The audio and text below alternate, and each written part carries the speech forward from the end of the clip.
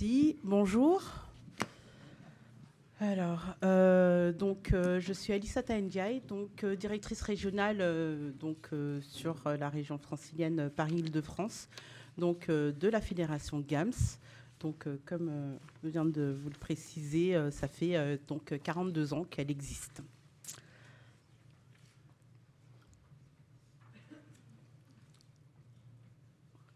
Alors, vous avez le PowerPoint. Ce sera un document qui sera transmis à Migration Santé, que vous pourrez après obtenir. Donc l'idée, c'est que je ne sois pas trop... généralement, c'est ce que je ne fais pas, mais bon, vu que le temps il est un peu limité et qu'il y a d'autres intervenants et qu'on puisse avoir aussi un temps d'échange, que je puisse aller, du moins pas rapidement, mais en tout cas évoquer des choses essentielles et qu'on puisse avoir en tout cas des temps d'échange assez intéressants et interactifs et que vous ne soyez pas trop frustrés si vous ne pouvez pas me poser de questions, sachant que je suis là jusqu'à la fin de la journée.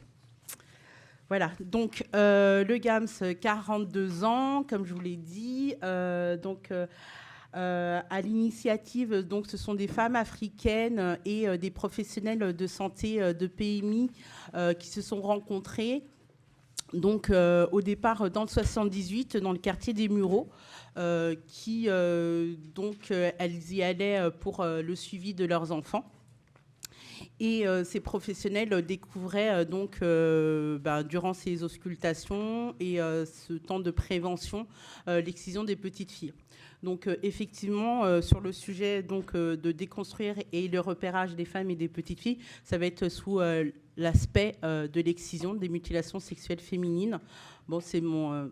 c'est pas mon sujet oui, si, c'est mon sujet de prédilection, mais je trouve que c'est pas mal d'aborder sur ce sujet-là parce que c'est un sujet pour lequel on n'est pas...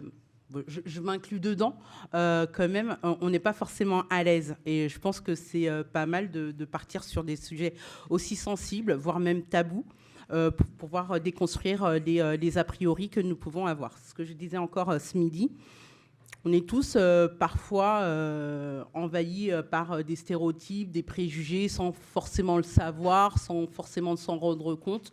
Bon, ben voilà, c'est aussi l'espèce humaine qui est comme ça.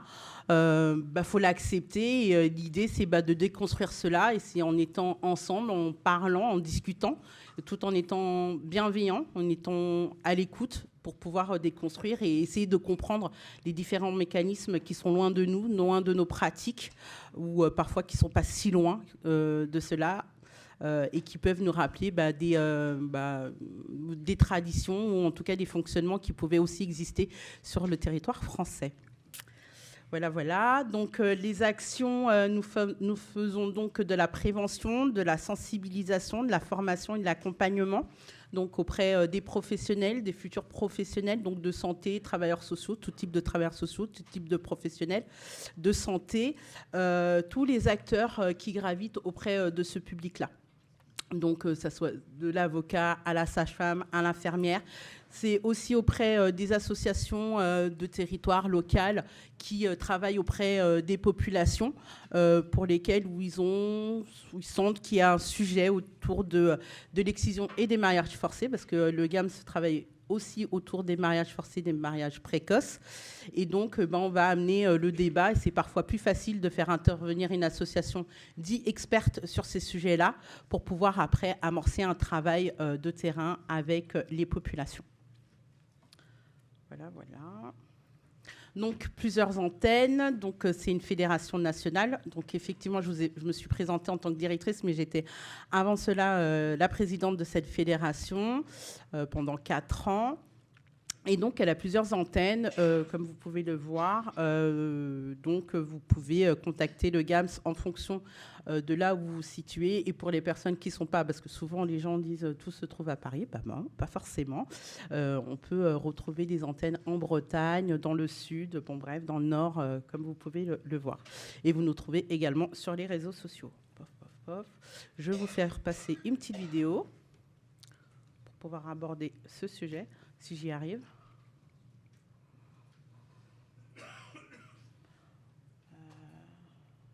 Non, j'y arrive pas.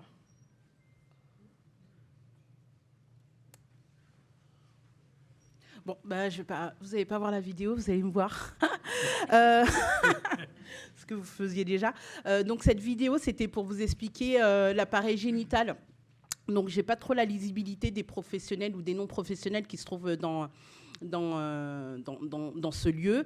Mais l'idée, c'est de... voilà, on parle beaucoup du clitoris. Et avant de parler du clitoris, il faudrait parler de la vulve. Alors, je ne suis pas... il y avait Rada Hatem, qui est gynécologue et obstétricienne. C'est son cœur de métier, de parler de l'appareil génital, etc. Mais c'est important de parler d'excision, de savoir de quoi on parle. Souvent, donc, c'est très galvanisé en plus depuis... peut-être une dizaine d'années, le clitoris, on voit pas mal d'objets, de dessins, de bijoux, de photographies au niveau du clitoris. Sauf que l'appareil génital, ce n'est pas que le clitoris. Et c'est important de parler de la vulve dans sa globalité, en tout cas comment elle fonctionne, où se trouve le clitoris pour pouvoir parler de l'excision. Voilà, donc c'était une vidéo là-dessus. Mais bon, vu que vous allez recevoir le PowerPoint, vous pourrez voir cette petite vidéo qui dure 30 secondes. Donc veuillez m'excuser. Donc l'excision, c'est quoi? C'est plusieurs types. Il y a plusieurs types d'excision. Donc, vous inquiétez pas, il n'y aura pas d'image choc. C'est pas l'idée, parce que même moi, je suis sensible aux images choc. Il peut y avoir des dessins par moment, mais je crois que j'ai même pas mis non plus dessus des dessins. On va voir. Ça va être surpris. Ouais, il n'y a pas de dessin. Donc, vous avez différents types d'excision. Donc, le type 1, l'excision, ce qu'on retrouve beaucoup en Asie, comme il est précisé sur le document, c'est le capuchon du clitoris qui est coupé et un bout du gland du clitoris. Donc, ça, c'est une représentation qu'on retrouve, du moins, c'est une mutilation qu'on retrouve essentiellement en Asie. Et quand je parle de l'Asie, c'est pas toute l'Asie, c'est l'Asie, c'est au niveau de l'Asie du Sud. L'excision, je vais commencer aussi par ça, je ne l'ai pas dit, il est pratiqué sur 5 continents sur 6. C'est important de le savoir, 5 continents sur 6. Le sixième continent, c'est l'Antarctique.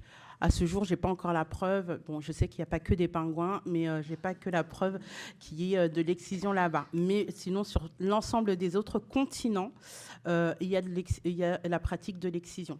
Vous avez l'excision de type 2, celui qu'on retrouve essentiellement, principalement sur le territoire français, voire européen, en fonction, on parle de migration, donc la migration de ces pays qui sont nommés, donc l'Afrique de l'Ouest, donc le Sénégal, le Mali, la Mauritanie, la Guinée, Burkina Faso, Côte d'Ivoire, et l'Égypte qu'on retrouve fortement en France. C'est pour ça qu'on peut voir aussi beaucoup cette excision de type 2. Donc là, comme il est précisé, c'est l'ablation partielle ou totale du clitoris et des petites lèvres. Ça, c'est important de le savoir, c'est ce à quoi nous sommes, en tout cas pour celles qui travaillent en France, c'est celui qu'on va le retrouver le plus souvent. On va retrouver aussi également de plus en plus l'excision de type 3, c'est l'infabulation. Donc on est pareil sur donc, le gland du clitoris, l'ablation des lèvres, et après, c'est recousu. Donc, au niveau des grandes lèvres, c'est refermé complètement et on laisse juste l'urètre apparaître. L'urètre qui permet donc que la jeune fille puisse uriner, la jeune fille ou l'enfant, et que les menstruations puissent également passer, s'écouler. Donc là, on est sur l'infabulation. Et l'infabulation, là, on va partir de l'autre côté, de l'Afrique de l'Est. Et donc, Somalie, Éthiopie, Érythrée, Kenya, Soudan. Je poursuis. Le type 4, c'est l'excision qui est donc sur d'autres traditions, mais c'est toujours une mutilation sexuelle. Donc là, ce sont les parties, donc toujours parties génitales, au niveau des lèvres, qui sont complètement étirées au maximum, et avec ou sans scarification au niveau des lèvres. Des petites entailles, j'ai envie de vous dire, qui sont entaillées. Donc, J'étais un peu rapide là-dessus. Comme je vous ai dit, je ne vous ai pas mis de schéma. Vous pouvez aller aussi, je le précise dès maintenant, sur le site du GAMS où vous avez des vidéos et des documents pour pouvoir, si vous avez besoin d'avoir plus de visibilité ou aller un peu plus en profondeur sur ce sujet-là. Donc l'excision, ça concerne, comme je vous le disais, 5 continents sur 6. On est sur des enfants, donc des enfants qui sont excisés au plus jeune âge. Ce sont des nourrissons. Donc à peu près 7e, 8e jour de naissance de l'enfant. En moyenne, on part sur entre 5 et 12 ans l'excision sur les petites filles. À ce jour, on s'aperçoit que les moins de 5 ans sont de plus en plus excisés quand même. Alors, à travers les contrôles, à travers parce que les familles ou la communauté voilà, c'est plus compliqué de dissimuler. C'est plus facile de dissimuler un enfant, un nourrisson qui est excisé, ou un jeune enfant voilà, de moins de 5 ans, de dissimuler. C'est plus facile de dissimuler qu'un enfant de 5 ans et plus, ou 12 ans. Et puis sur le plan traumatique, dans l'esprit de certains, ils pensent que quand ils sont tout petits, ils ne s'en souviennent pas. Quoi qu'il en soit, ils s'en souviennent. Voilà, que psychologiquement, le corps s'en souvient, voilà, ils s'en souviennent. On a eu quand même à plusieurs reprises des témoignages de femmes qui ont été excisées à 6 mois et qui savent qu'il s'est passé quelque chose dans leur corps, qui n'arrivent pas à nommer jusqu'au jour où il y a cette information, ce diagnostic qui est posé. Mais parfois, le diagnostic, il arrive bien tard. Mais bon, je pourrais vous donner des exemples. Comment ça se passe ?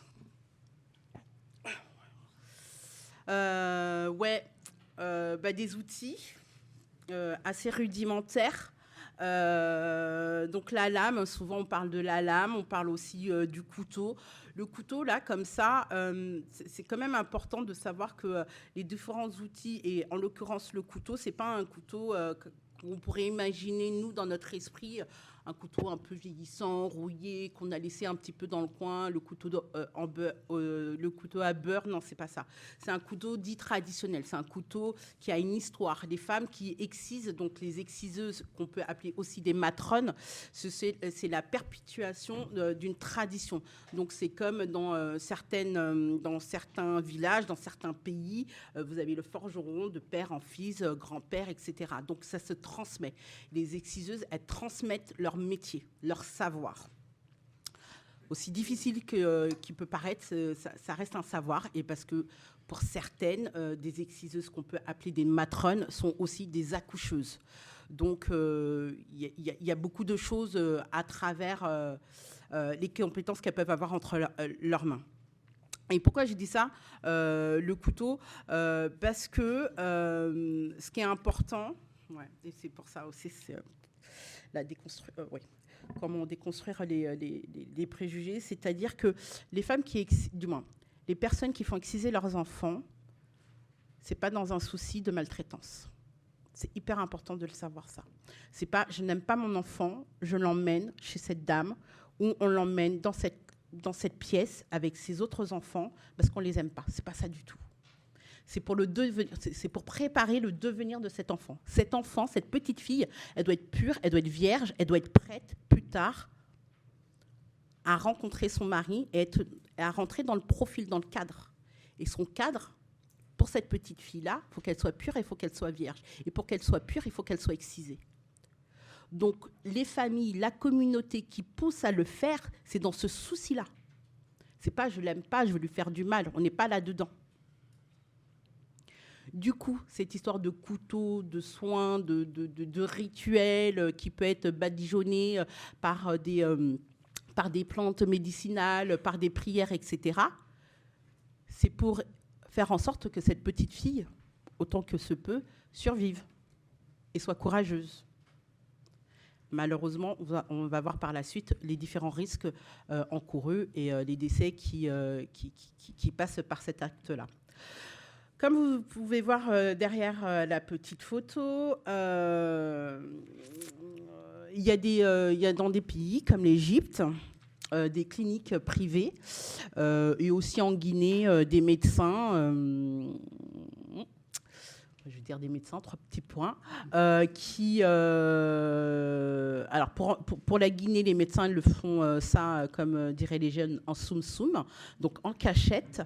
Ils excisent les petites filles pour pouvoir déculpabiliser les parents. Hein. Encore une fois, hein, je vous dis, hein, le souci est, du moins, c'est pas de faire mal à l'enfant. Et le parent a envie de garder son enfant en vie, qu'il entend aussi le discours de prévention, parce qu'il y a aussi de la prévention dans ces pays locaux auprès d'associations avec peu de moyens, mais elles essayent de faire ce qu'elles peuvent autour de la stérilisation, autour de l'infertilité, autour des IST, etc. Donc, pour certaines, elles se persuadent que de passer par un médecin, tout va aller bien.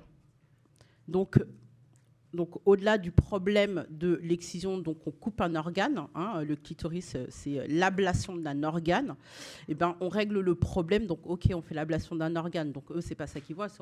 On va rendre en sorte que la petite, elle soit pure et qu'elle puisse être vierge, etc.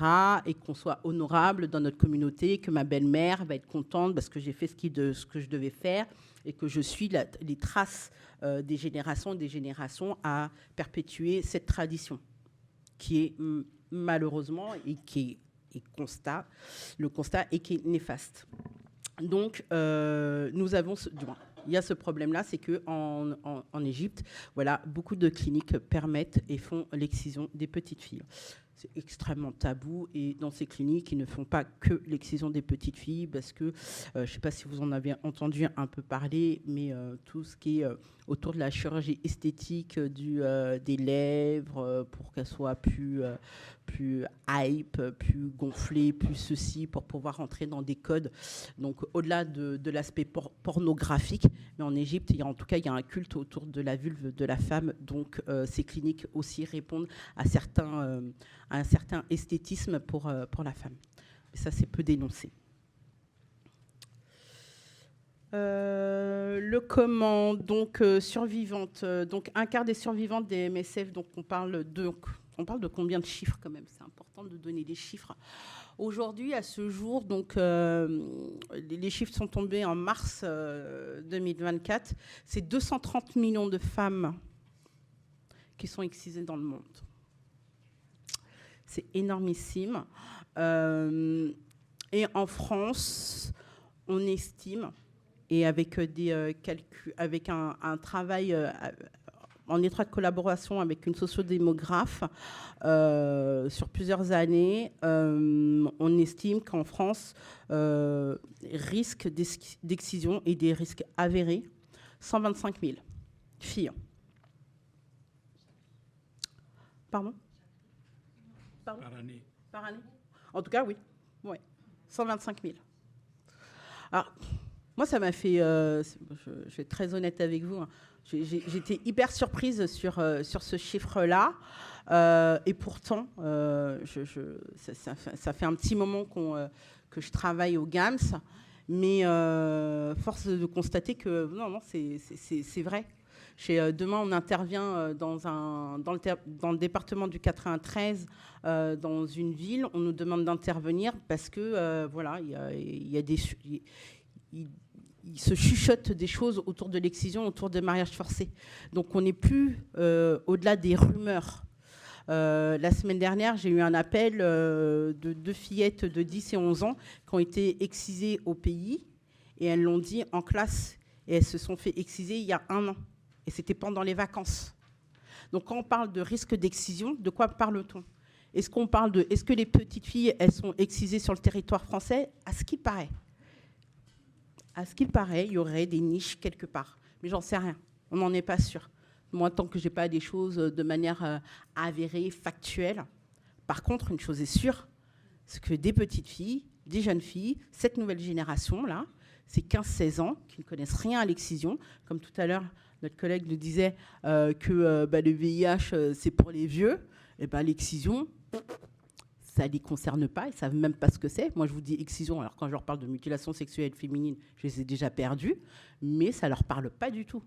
Et à la limite, quand je gratte un petit peu, ils vont se dire oui, mais ça c'était ma mère, c'était ma grand-mère, etc.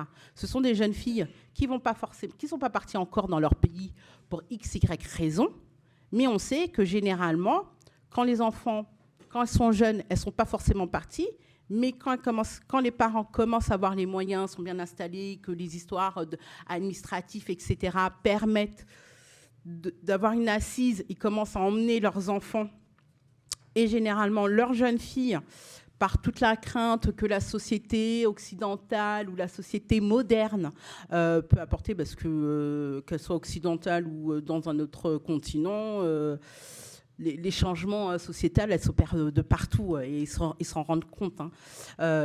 Et du coup, ces jeunes filles ne sont pas informées de ces risques-là et elles sont encore plus vulnérables de l'excision. Donc notre travail aussi, et quand je dis notre travail, ce n'est pas que le GAM, c'est nous tous ici, c'est aussi de communiquer là-dessus. Alors elles peuvent balayer ça d'un revers de main parce qu'elles vont se dire, ben voilà, comme on disait tout à l'heure, les stéréotypes, oui, mais ils pensent que c'est parce que, je sais pas moi, elle est sénégalaise, elle est malienne, forcément ils pensent que c'est nous, toujours les Noirs, etc., etc. On n'est pas dans une histoire de Noirs, on n'est pas spécialement par rapport à tel pays ou tel pays, c'est simplement, il y a des faits. Ça existe encore, que peut-être chez toi, dans ta famille, je ne suis pas en train de dire que ça se fait, mais sache que dans le pays où réside ta famille, où toute ta famille et toute la communauté que tu vas potentiellement aller au village, sache que eux, ils le font et que tu pourrais être concerné. Et à partir de là, on a fait déjà un pas, parce qu'elles seront beaucoup plus attentives. Alors, les conséquences. Donc, vous allez voir les conséquences à moyen, à court terme et immédiates. Souvent, on parle de mutilation. Du moins, souvent, vous pouvez entendre parler de mutilation génitale féminine. Moi, je n'emploie pas forcément ce terme-là, parce que c'est plus un terme, je trouve, qui est utilisé par le milieu médical. Voilà. Parce que génitale, féminine, et moi, et nous, en tout cas, nous, les associations, on parle plus de mutilation sexuelle féminine parce qu'on est sur l'aspect le plus large de l'excision. Et comme vous pouvez le voir sur cette diapo, les risques sont multiples. Alors oui, sexuel, oui, la vie sexuelle, concernant le plaisir, n'ayant plus de clitoris, la dame, elle a zéro plaisir pour aller 90% des cas. Vous allez en avoir certaines qui vont ressentir du plaisir, mais tout dépend de l'excision, comment il a été fait. Mais vous allez avoir certaines femmes qui vont vous dire, qui vont pas vous parler forcément de circoncision, d'excision, qui vont parler de circoncision féminine, parce que dans certains pays, ils vont le mettre en corrélation parce que c'est plus facile, plus simple pour faire passer un petit peu la pilule, pour dire que c'est deux choses identiques, mais en fait, ça n'a rien à voir, parce qu'on est d'accord que pour la circoncision, on coupe le prépuce et que l'excision, on fait l'ablation, donc on coupe un gland, donc un organe. Concernant effectivement au niveau de l'intimité des personnes, ce qui est compliqué, c'est que pendant leur rapport sexuel, elles ont pour la majorité des douleurs qui sont atroces. Qui a envie de parler de sa sexualité autour de cette salle? Personne. Alors effectivement, quand les femmes elles sont excisées, elles sont honteuses. Pourquoi? Pour différentes raisons. Pour toutes les raisons que vous voyez là sur le PowerPoint. Qui a envie de parler de sa sexualité? Qui a envie de parler de son appareil génital? Personne. Et en plus, elles se sentent déjà différentes.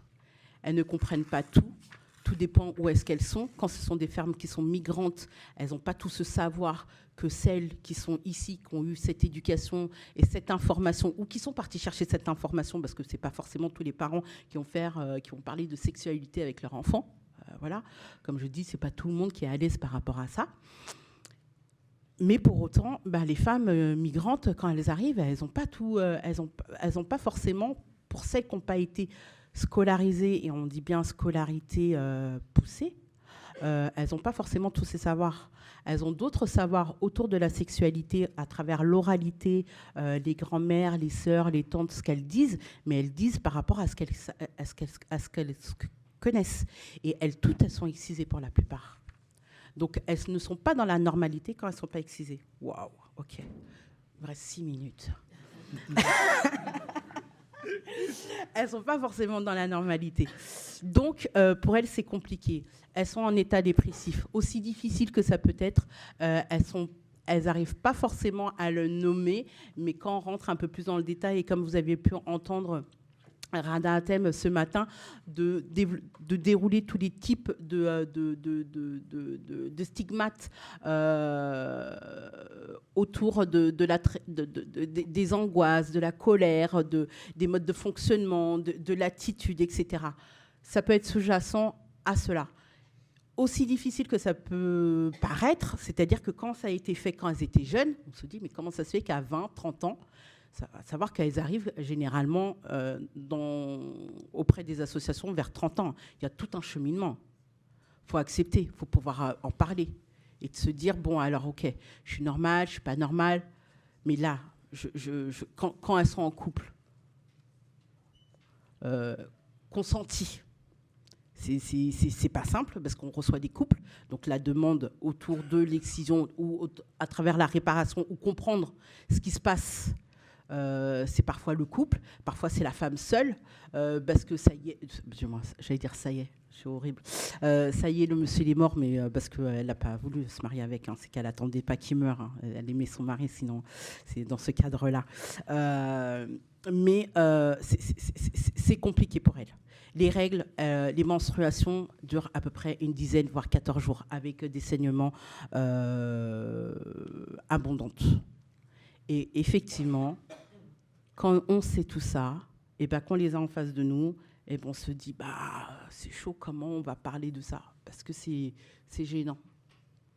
Mais, qu'on soit des femmes ou qu'on soit des hommes, à partir du moment qu'on sait ce que c'est que l'excision, et qu'on n'est pas là pour juger, et qu'on est là pour essayer, en tout cas tenter d'essayer d'apporter des réponses, ou de l'aider d'une manière ou d'une autre, elle va s'ouvrir petit à petit. Même si elles vous disent par moment, je ne comprends pas, vous ne pouvez pas comprendre parce que vous ne faites pas partie de ma religion. Vous savez, là, maintenant, aujourd'hui, que ça n'a rien à voir avec la religion. Ou en tout cas, vous pourrez lui dire, mais vous savez que les juifs falacha, ils font de l'excision. Vous savez aussi qu'en Colombie, dans le sud de la Colombie, il y a des femmes qui sont excisées, une tribu, et qu'il y a des catholiques qui le font, des animistes. En fait, mon intervention, c'est de vous permettre d'avoir des outils, des outils et aussi des informations, pour pouvoir déconstruire ces idées préconçues que nous pouvons avoir, mais elles aussi qu'elles ont aussi, parce qu'elles ne le savent pas. C'est pas forcément expliqué pourquoi, parce que quand on leur demande, mais vous savez pourquoi vous êtes excisé? Déjà, c'est un peu compliqué de poser la question, mais encore, on peut même vous dire, mais c'est la tradition. Ouais, la tradition, on met quoi derrière la tradition? Eh bien, il y a toutes ces réponses-là. Ça peut être un passage rituel. Esthétique. Pour beaucoup d'entre eux, ils pensent que le clitoris, il va pousser au fil du temps. Ouais. La jeune fille a grandi, le clitoris, il grandit. Et donc, si le clitoris, il grandit, il ressemble à un pénis. Et donc, s'il ressemble à un pénis, le monsieur, il n'est pas homosexuel. Et donc, il ne peut pas faire l'amour avec la dame parce qu'elle a un pénis. C'est fou, mais voilà. Et comme parfois, je ne sais plus qui me demandait, mais je dis, mais comment ils peuvent croire ça? J'ai fait, alors, même si tu ne veux pas y croire ou quoi que ce soit, je te mets au défi de te retrouver avec ces vieux monsieur ou ces dames et de leur montrer ta nénette en leur montrant que non, ce n'est pas un pénis. Vous voyez? C'est comment démontrer des choses à des cultures, à des populations pour qui c'est des choses abstraites et que l'image n'a pas la même conséquence, n'a pas le même impact que nous, quoi. Même nous, quand on nous montre des images, on se pose la question, est-ce que ça n'a pas été un petit peu détourné, c'est pas l'IA ou quoi que ce soit? Vous voyez ce que je veux dire? Donc, il faut faire avec les outils, les moyens. On est sur des traditions, voilà, ça date depuis le pharaon, hein, quand même, hein, ces histoires-là. Au XVIIIe siècle, en France, il y avait de l'excision auprès des femmes dites hystériques et volages. Donc, c'est vraiment des pratiques pour pouvoir maîtriser la femme, que monsieur puisse s'assurer qu'elle va lui être fidèle. Et son plaisir, ben, c'est pas la question en fait. Je crois que j'ai fini. La réparation, et après j'ai fini, 1 minute. Et il y a la vidéo qui ne fonctionne pas. La réparation chirurgicale. Alors, elle existe, elle est prise en charge à 100% via la CPAM. Pour les personnes qui n'ont pas la carte vitale, qui ont l'AME, elle est prise en charge. Je vais juste vous mettre un gros bémol sur la réparation chirurgicale. C'est pas forcément la réponse à donner pour toutes les femmes. Comme je vous disais, je pense que vous l'avez bien entendu, c'est tout un cheminement. Ces jeunes filles, ces enfants ont été excisés toutes petites. Quand elles arrivent à 30, 40, 50 ans chez nous, c'est pas pour rien. Donc, et même quand elles arrivent à 30, 40, 50, voire 60 ans et qu'elles nous disent « ouais, je vais me faire réparer », c'est pas si simple que ça. La réparation, elle est holistique. C'est une prise en charge globale. C'est avec une prise en charge auprès d'une psychologue, avec une sexologue. Et quand on passe l'étape, et je vais être un peu trash sur cette fin, quand on passe à l'étape chirurgicale, ça veut dire que la dame, elle est prête à travailler sur son corps, à toucher son corps. Et quand je parle de son corps, de sa vulve, et ça veut dire quoi, sa vulve? Qu'elle est prête à toucher, à découvrir son clitoris, et ça veut dire qu'elle est prête à se masturber. Donc, est-ce que vous êtes toutes capables de parler à ces dames-là de masturbation et leur dire il faut se masturber pour découvrir le plaisir? Et pour elles, c'est quelque chose de complètement compliqué. Même quand elles vous demandent oui, il faut que je sois réparée pour pouvoir retrouver du plaisir et pour être normale auprès de mon nouveau chéri, auprès de mon mari, etc. Le plaisir, on peut le trouver aussi ailleurs et pas que par la réparation du clitoris. Je ne fais pas l'apologie, je ne suis pas contre, je ne suis pas pour, mais je dis qu'il y a plusieurs portes. Merci beaucoup.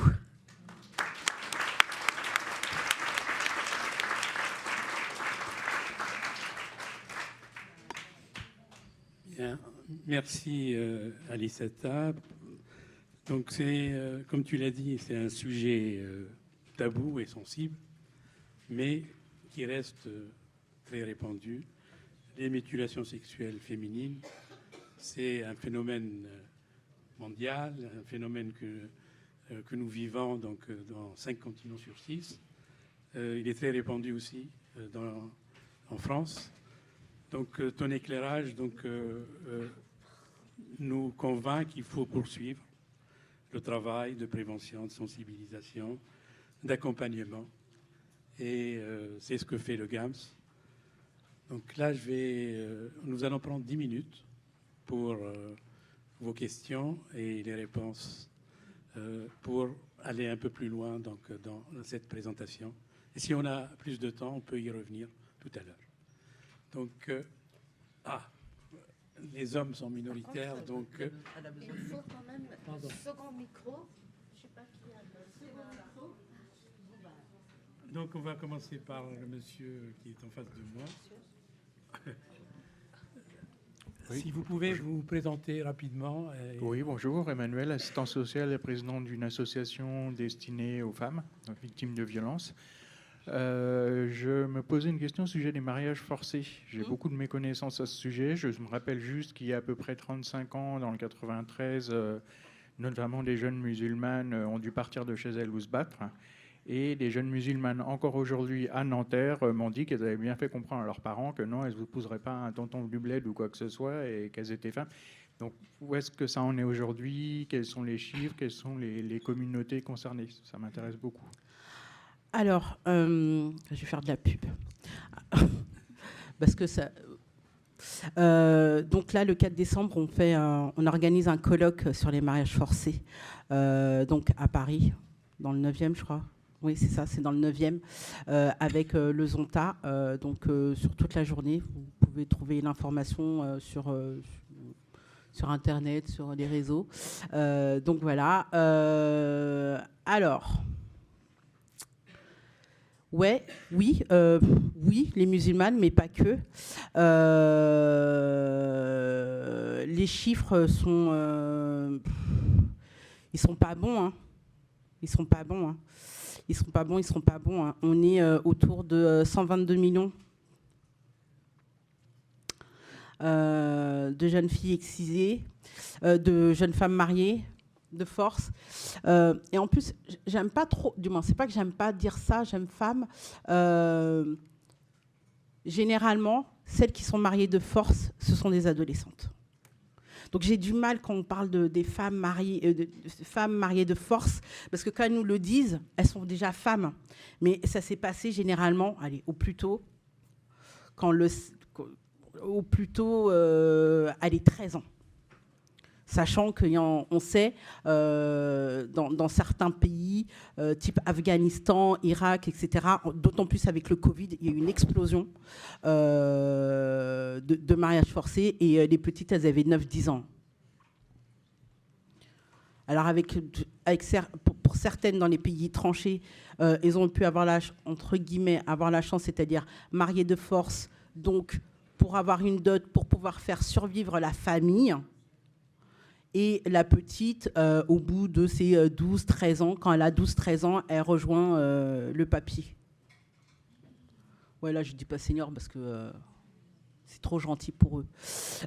Donc voilà, donc mariage forcé, oui, ça l'est encore. Et même en France, l'antenne du GAMS, PACA, m'avait sollicité pour se rapprocher avec des avocats avec qui on travaille donc des avocats de barreau de Paris.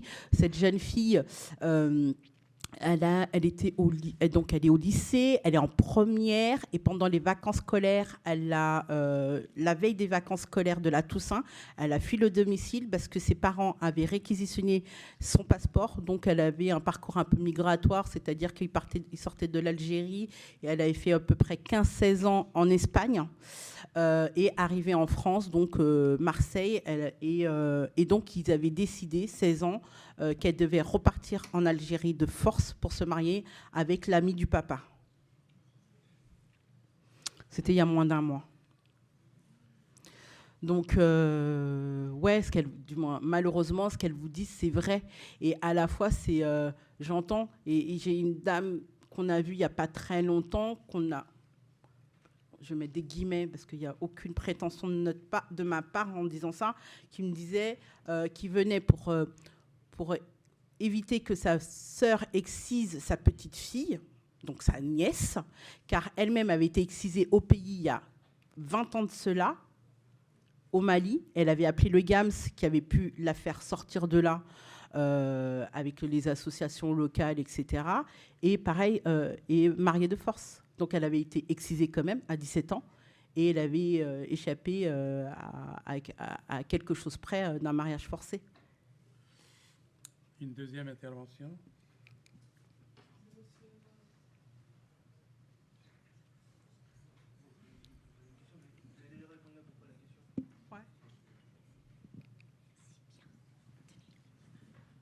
Oui, vous avez déjà répondu à peu près à la question par rapport à la jeune fille qui a été mariée de force après. C'était la question par rapport aux femmes que vous accompagnez.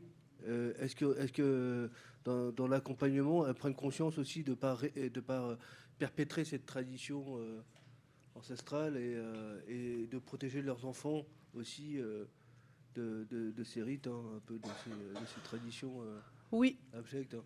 Alors oui, elles en ont bien conscience, parce qu'on a aussi, et je ne l'ai pas dit, je ne crois pas, on reçoit aussi beaucoup de femmes migrantes qui sont dans un parcours, qui sortent d'un parcours migratoire extrêmement douloureux et qui qui déposent des demandes de statut pour avoir le statut de réfugié politique, donc de demande d'asile, et pour pouvoir protéger leurs petites filles. Elles ont fui leur pays avec leurs enfants. pour une partie d'entre elles, et elles ne veulent pas y retourner parce que le risque était et avéré que les filles soient excisées. Là, la difficulté que nous rencontrons, c'est de prouver leur dire, parce que vous doutez bien que on parlait de violence administrative et de violence du pays d'accueil. Quand la dame, elle quitte son pays parce qu'elle se sauve, parce qu'elle a été violentée à tous les niveaux, excision à tel âge, mariage forcé, viol, bon bref, etc., etc. Ça, c'est dans son pays d'origine. Parcours migratoire, comme je dis souvent, elles ne seront pas montées dans un avion, elles ne sont pas en business class, et ce n'est pas un chauffeur qui vient à l'aéroport de Roissy ou Orly qui vient les chercher, qui les installe dans un appartement. Non, non, non, ce n'est pas ça du tout. Et quand elles sont dans cette démarche auprès de l'OFPRA, on leur demande de raconter le pourquoi du comment elles sont parties de leur pays, tout ce qui s'est passé au niveau de leur parcours migratoire, parce que certaines tombent enceintes sur le parcours migratoire, pas parce qu'elles ont rencontré l'amour de leur vie, c'est qu'elles n'ont pas eu le choix. Elles ont subi différents viols. Et en plus, la contraception, c'est trop tard. Elles ont une grossesse non désirée, mais elles doivent la maintenir parce que trop avancée. Donc, non, elles veulent pas reproduire. De toute façon, elles ont vécu un tel calvaire que quand vous les entendez, quand vous les voyez, du moins, c'est compliqué. C'est-à-dire que, et croyez-moi, j'ai quand même un tempérament quand même assez optimiste et assez dynamique sur les entretiens. Je peux les faire toute seule ou je peux les faire à deux avec ma collègue qui est là, Samia. Mais par moments, quand on voit toutes les horreurs qu'elles ont pu subir, ce que les hommes ont pu leur subir, etc., et qu'elles sont là pour sauver leurs enfants, et que parfois même que j'ai des jeunes femmes ici, afrodescendantes, qui veulent aussi éviter cela, et qu'il y a une pression communautaire, familiale ou tradition, etc., c'est très, très compliqué. Je pose vite fait la question rapide. D'un point de vue médical, parce que vous parlez tout à l'heure des saignements par rapport à l'arrivée des règles, est-ce que on pourrait parler de maladies par rapport à ça, ou à l'endométriose ou pas? Est-ce qu'il y a des liens entre les deux? Ça peut engendrer des maux de tête ou des maladies chroniques, on va dire, liées à la suite de... Non, l'endométriose, c'est encore autre chose. Là, c'est vraiment lié à l'excision. L'excision, voilà. Après, au cas par cas, comme toute femme qui a un problème, du moins, qui a des problèmes gynécologiques, c'est pour ça que je disais, je ne vais pas rentrer trop dans les détails, en plus ma vidéo elle ne fonctionnait pas.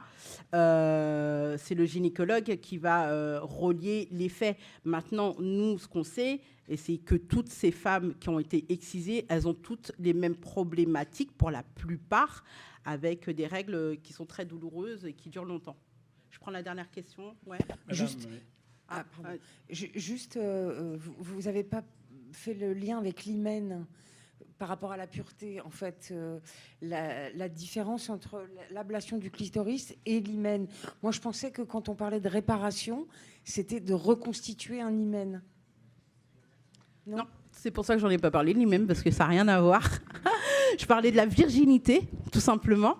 Du moins, tout simplement. Voilà, il faut qu'elle soit vierge. Et quand on parle de l'excision, l'hymen, il n'y touche pas. C'est vraiment le gland du clitoris. Voilà. Donc la dernière intervention. Oui, elle va être courte. Moi, je suis sage-femme en PMI. Oui. J'avais l'impression que, de par les formations, enfin, tout ce que j'ai pu suivre ces dernières années, que quand même, avec l'interdiction dans certains pays, en tout cas d'Afrique, de l'excision, que ça, globalement, ça diminuait. C'est un peu le discours que j'ai quand j'en parle à mes patientes. Est-ce que c'est la réalité, ou globalement c'est pareil, ou même carrément ça monte? Alors, au mois de au mois de janvier, je parlais de 210 millions de femmes excisées. Au mois de mars, j'ai des nouveaux chiffres qui me disent 230 millions. Donc, il y a 20 millions qui s'est rajouté. Pas en 2 mois, évidemment. Non. Alors, dans certains pays, comme le Burkina Faso, j'ai participé à un colloque là, il y a 2 mois. ouais, à peu près, à Lyon, professeur Charlemagne, donc c'est un gynécologue obstétricien, chef de service au Burkina Faso, qui répare, qui fait la proposition de réparer les femmes et qui travaille en jumelage avec un gynécologue à Angers. Et qui forme aussi des futurs obstétriciens gynécologues pour réparer. Et lui, ce qu'il disait, c'est que dans son pays, au Burkina, il y avait eu une régression d'excision. Mais parce qu'il y avait un travail colossal, local, de ce médecin et qui était aussi Premier ministre, du moins ministre de la Santé. Hein. Donc, vous voyez, après, tout dépend de... Qui se met en place. Et juste pour finir, pour vous répondre, c'est-à-dire que pourquoi ça existe encore et toujours, et pourquoi on a du mal, pourquoi il y a autant de résistance, c'est qu'on est face à la tradition. Et dans ces pays, et je reprends le terme exact que vous avez dit, dans ces pays d'Afrique, et pas que, mais on parle de l'Afrique là en l'occurrence, la tradition, elle est au-dessus des lois. Voilà. En France, la loi, c'est la loi, ok ? Avant, il y a certains siècles, c'était la monarchie, l'Église, etc.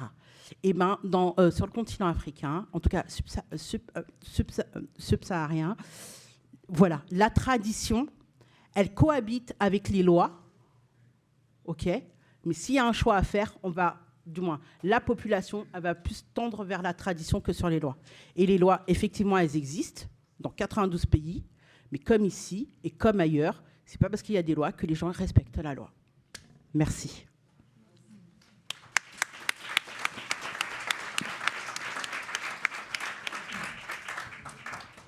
Bien, merci